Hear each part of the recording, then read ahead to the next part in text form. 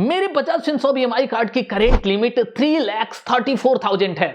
इस कार्ड को मैं पर्सनली पिछले 4 सालों से यूज कर रहा हूं और इस दौरान इसको यूज करते हुए मुझे इस कार्ड के कई सारे बेनिफिट्स और लॉस के बारे में पता चला है, जो शायद इस कार्ड को यूज किए बिना जानना बहुत ही ज्यादा मुश्किल है। यहां बहुत सारी ऐसी बातें हैं, बहुत सारे ऐसे terms and conditions and charges हैं जो आप कार्ड को जब यूज करने के लिए जाते हो, जब प्रैक्टिकली इस कार्ड को यूज करते हुए कोई सामान आप परचेज करते हो, इवन ऑनलाइन या ऑफलाइन, तब आपको पता चलता है। अभी कुछ दिन पहले ही आरबीआई ने इस कार्ड पे बैन लगा दिया था, लेकिन दोबारा जब बजाज ने इस कार्ड को लॉन्च किया तो अपने कई सारे terms and conditions and charges में चेंजेस कर दिए हैं। तो आज के इस वीडियो में हम इस कार्ड को ऑनलाइन अप्लाई करने का step by step complete process जानेंगे, लेकिन उसके साथ साथ भाई ये भी जरूरी है कि हम इसके जो यहाँ पे बदले हुए टर्म्स एंड कंडीशंस हैं उनको कंप्लीटली जानेंगे एंड इसके जो चार्जेज हैं वो भी हमें जानना बहुत ही ज्यादा जरूरी है, क्योंकि सी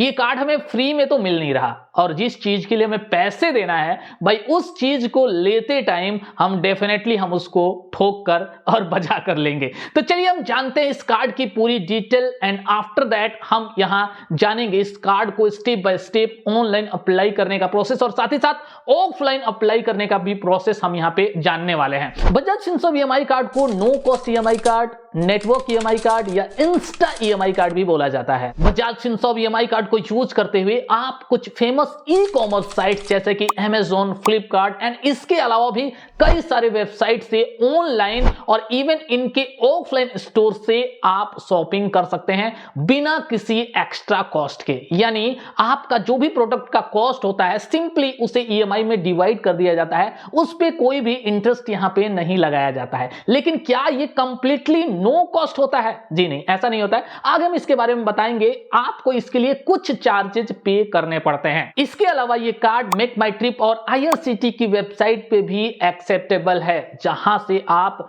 होटल्स, फ्लाइट्स और ट्रेन की टिकट्स भी ईएमआई में बुक कर सकते हैं। इस कार्ड को अप्लाई करने के लिए कोई भी फिक्स्ड इनकम क्राइटेरिया नहीं रखा गया है, जस्ट आपके पास एक रेगुलर सोर्स ऑफ इनकम होना चाहिए। एंड अगर डॉक्यूमेंट्स की बात करें तो केवल आपको पैन कार्ड की जरूरत होती है, आधार कार्ड की जरूरत होती है। आपका आधार कार्ड आपके मोबाइल नंबर से लिंक होना चाहिए, जिसके थ्रू ओटीपी के थ्रू यहां पे केवाईसी कंप्लीट किया जाता है एंड आपका कार्ड यहां पे अप्रूव हो जाता है, आपका कार्ड एक्टिवेट कर दिया जाता है। चलिए अब हम जानते हैं इस कार्ड को अप्लाई करने से लेके प्रोडक्ट बाय करने तक के जितने भी रिलेटेड जो चार्जेस हैं एंड उनसे रिलेटेड जो टर्म्स एंड कंडीशंस हैं उनके बारे में, जो कि डेफिनेटली इस कार्ड को अप्लाई करने से पहले आपको जान लेना चाहिए। और साथ ही साथ जो शॉपिंग का जो कुछ नियम है यहां पे, जो कुछ टर्म्स एंड कंडीशंस हैं उनको भी यहां पे हम डिस्कस करते हुए चलते हैं। सी अगर हम बात करें तो जब आप कार्ड को अप्लाई करने के लिए यहां पे जाते हो ऑनलाइन मोड से, जी हां, दो तरीके से आप अप्लाई कर सकते हो। एक तो आप ऑफलाइन यहां पे अप्लाई कर सकते हो, दूसरा ऑनलाइन अप्लाई कर सकते हो। ऑफलाइन अप्लाई करने के लिए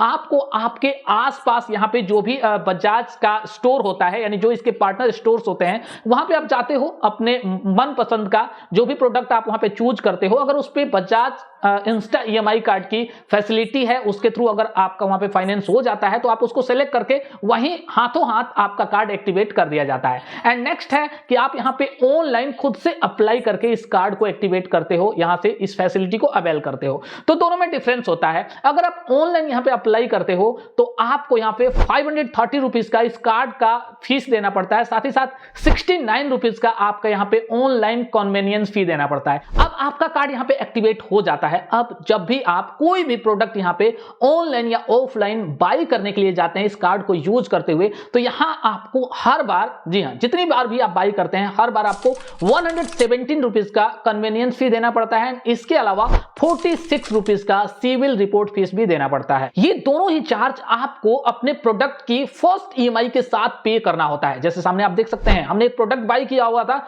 जिसकी ईएमआई यहां पे 3000 की आ रही है और इसके साथ ही हमें फर्स्ट ईएमआई के साथ ही यहां पे 117 रुपीज का जो कन्वीनियंस फी है वो एंड 46 रुपीज का सिविल रिपोर्ट फी पे करना पड़ता है। यहां पे टोटल हो गया आपका 3163 रुपीज, जो कि यहाँ पे क्लियरली लिखा हुआ है वन टाइम, केवल एक बार ही आपको देना है, केवल फर्स्ट ईएमआई के साथ। जितनी बार भी आप कोई भी प्रोडक्ट यहाँ पे बाई करते हैं ये फी आपको देना पड़ेगा। तो मुझे नहीं लग रहा है कि ये नो कॉस्ट ईएमआई हो रहा है, क्योंकि कुछ चार्जेस तो डेफिनेटली यहाँ पे पे करने पड़ रहे हैं। बजाज फिनसर्व अपने वेबसाइट पे लिखता है कि इस कार्ड के लिए कोई भी रिन्यूअल फी या एनुअल फी नहीं है। जी हाँ, बिल्कुल ही जीरो है। लेकिन मैं आपको बताऊं कि यहाँ एक कंडीशन है, अगर आप इस कार्ड को यूज करते हुए कम से कम, जी हाँ, एक बार शॉपिंग नहीं करते हैं साल में, तो आपको 117 रुपीज का यहाँ पे इसका जो एनुअल फी है वो यहाँ पे देना पड़ेगा। हाँ, एक बार अगर आपने शॉपिंग कर लिया तो ये जो फी है वो आपको नहीं देना पड़ता है।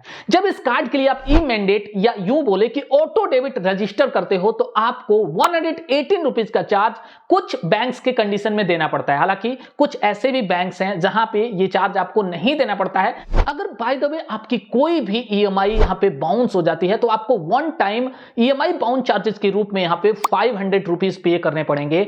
एंड जब से आपकी ईएमआई बाउंस हुई तब से लेकर जब तक आप उसका रीपेमेंट नहीं करते हो तब तक यहां पे आपको 3.5% पर मंथ के हिसाब से पेनल इंटरेस्ट भी पे करना पड़ेगा। बजाज फिनसर्व ईएमआई कार्ड की ईएमआई हर महीने की 2 तारीख को आपके अकाउंट से डिडक्ट यहां पे होती है। तो ध्यान रखना है कि हर महीने की सेकेंड डेट को 10 बजे से पहले आपके अकाउंट में ईएमआई जितना है उतना बैलेंस कम से कम होना चाहिए। तो ये रहे कुछ बेसिक से चार्जेस, जिनमें से कुछ तो आपका कंपलसरी होता है पे करना और कुछ कंडीशन के हिसाब से आपको पे करना पड़ सकता है। तो चलिए अब हम जानते हैं Bajaj Finserv Insta EMI card को अप्लाई करने का step by step complete process. Bajaj Finserv EMI card currently 3 lakh रुपए तक की लिमिट आपको दे रहा है। डिपेंड करता है आपकी एलिजिबिलिटी पे। यहां अप्लाई करने के लिए सबसे पहले आपको बजाज फिनसर्व की वेबसाइट पे जाना है एंड ईएमआई कार्ड वाले सेक्शन में जाके आपको यहां पे अप्लाई वाले बटन पे क्लिक करना है।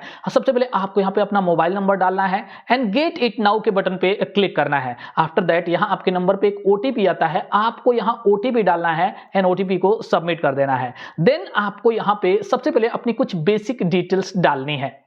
सबसे पहले यहां पे आपको अपना फुल नेम डालना है एंड यहां नीचे प्रोसीड के बटन पे क्लिक करना है। आपका फुल नेम यहां पे आ चुका है, आपको अपना डेट ऑफ बर्थ यहां से सेलेक्ट करना है, आपको अपना पैन नंबर सेलेक्ट करना है, आपका जो भी करंट एड्रेस का पिन कोड है वो यहां पे आपको डालना है, सिटी सेलेक्ट करना है, आप सैलरीड हैं या सेल्फ एम्प्लॉयड हैं वो आप सेलेक्ट करते हैं, अपना जेंडर आपको सेलेक्ट करना है एंड प्रोसीड के बटन पे आपको यहां पे क्लिक कर देना है। आफ्टर दैट आपकी ईएमआई कार्ड की लिमिट यहां पे सामने दिखाई देती है। अब यहां पे 1,35,000 रुपए की लिमिट मुझे दिखाई दे रही है। अब आगे यहां पे प्रोसीड फॉर वेरिफिकेशन पे हमें क्लिक करना है। अब मैं आपको बता दूं कि यहां पे प्रोसीड फॉर वेरिफिकेशन पे आप क्लिक करते हैं, सामने आपको अपनी केवाईसी यहां पे कंप्लीट करनी होती है। आपको डिजी लॉकर की वेबसाइट पे यहां पे रिडायरेक्ट किया जाता है एंड वहां आपको अपना आधार नंबर डाल के आगे ओटीपी के थ्रू अपनी केवाईसी आपको कंप्लीट करनी होती है। जैसे आप ओटीपी के थ्रू अपनी केवाईसी यहां पे कंप्लीट करते हैं, फाइनल आपकी पूरी की पूरी डिटेल यहां पे सामने आ जाती है। आपका इमेज और आपके आधार कार्ड से आपका एड्रेस सहित जितना भी डिटेल है सारा का सारा फेच करके दिखाई देता है। आप चाहें तो यहां अपडेट एड्रेस पे क्लिक करके अपने एड्रेस को अपडेट कर सकते हैं, या चाहें अगर आपका सब कुछ सही है तो आप कंफर्म के बटन पे क्लिक कर देते हैं। हमारे यहां पे सारी चीजें सही हैं, हमने कंफर्म के बटन पे क्लिक किया और हमारी केवाईसी यहां पे कंप्लीट हो चुकी है। अब हम आ चुके हैं अपने ईएमआई कार्ड की पूरी डिटेल्स वाले पेज पे। तो यहां सामने दिखाई दे रहा है कि 1,35,000 रुपए की लोन की जो लिमिट है, ईएमआई कार्ड की लिमिट, वो तो हमें मिल रही है, लेकिन जो फर्स्ट यहां पे जो ट्रांजैक्शन है वो केवल 50,000 तक का ही मैं कर सकता हूं।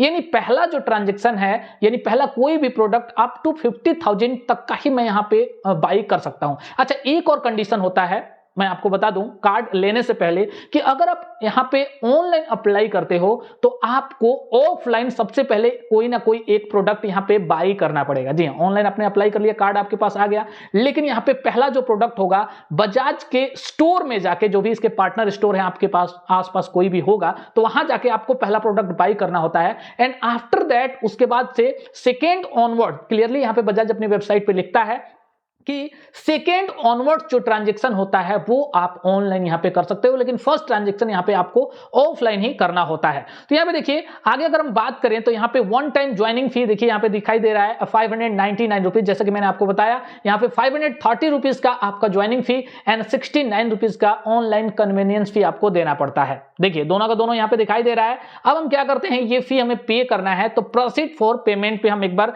क्लिक करते हैं एंड यहाँ कई सारा पेमेंट का ऑप्शन दिया हुआ है, UPI, net banking, debit card, credit card, जो भी आपको पेमेंट ऑप्शन यहाँ पे अच्छा लगता है आपके पास अवेलेबल है, आप उसको सेलेक्ट करते हैं। हमने यहाँ पे यूपीआई को सेलेक्ट किया एंड पे नाउ के बटन पे क्लिक करके यूपीआई के थ्रू फोन पे, पेटीएम जो भी है यहाँ पे आपको पेमेंट कर देना है। हमने यहाँ पे कर दिया, वो वाला प्रोसेस मैं यहाँ पे एक बार हटा दे रहा हूँ। यहाँ पे फी का पेमेंट करते ही आप देख सकते हैं यहाँ पे मैसेज आ चुका है, हमारा इंस्टा ईएमआई कार्ड यहाँ पे इशू किया जा चुका है। अब हमें इसको एक्टिवेट करना है और एक्टिवेट करने के लिए हमें यहाँ पे ई मैंडेट रजिस्टर करना होगा। तो हम क्या करते हैं, हम यहाँ पे एक्टिवेट नाउ पे क्लिक करते हैं एंड यहाँ अपना जो भी हमारा अकाउंट नंबर है, जो हमारा अकाउंट होल्डर का नेम है वो डालते हैं, आईएफएससी कोड डालते हैं, अकाउंट नंबर डालते हैं, सेविंग या करेंट अकाउंट है कौन सा है वो हम चूज करते हैं एंड ओटीपी के थ्रू, डेबिट कार्ड के थ्रू या नेट बैंकिंग के थ्रू कैसे हम करना चाहते हैं, जैसे भी करना चाहते हैं यहाँ पे हम ई मैंडेट वहां पे सेटअप करने वाले हैं। तो आगे देखिए यहाँ पे हम प्रोसीड के बटन पे क्लिक करते हैं। सेलेक्ट करने के बाद से हमारे अकाउंट में ₹1 यहाँ पे डिपॉजिट किया जाता है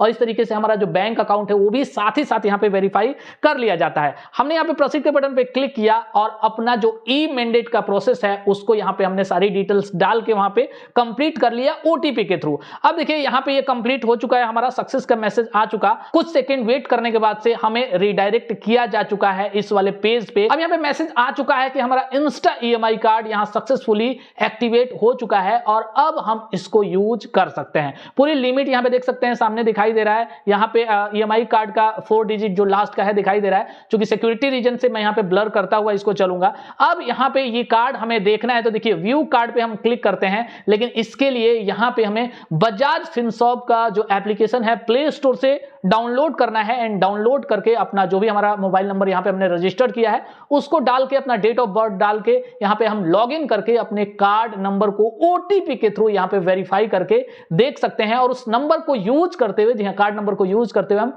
यहाँ पे ऑनलाइन या ऑफलाइन शॉपिंग कर सकते हैं। लेकिन फर्स्ट शॉपिंग ध्यान रहे आपको यहाँ पे ऑफलाइन ही करना होगा। तो आई होप कि ये सारी की सारी डिटेल यहाँ पे इस कार्ड की आपको अच्छी लगी होगी। जल्द मिलेंगे एक और नए वीडियो के साथ, तब तक के लिए bye bye and take care.